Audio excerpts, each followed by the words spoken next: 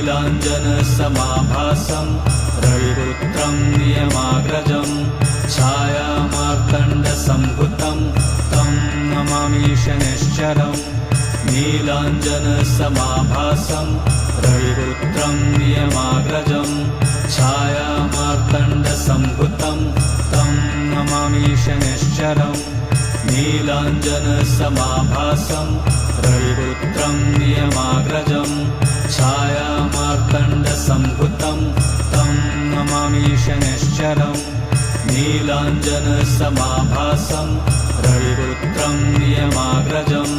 छायामार्तण्डसम्भुतं तं नमामि शनैश्चरम्